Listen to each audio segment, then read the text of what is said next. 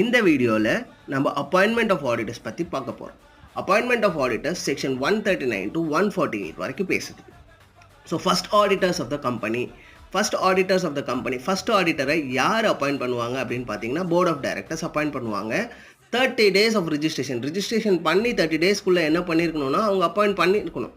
So if the board fails to appoint, board 30 நாளுக்குள்ளே பண்ண தவறிட்டாங்க அப்படின்னா நீங்கள் ஃபஸ்ட் ஆடிட்டரை ஆனுவல் ஜென்ரல் மீட்டிங்கில் ஷேர் ஹோல்டர்ஸ் அப்பாயிண்ட் பண்ணுவாங்க.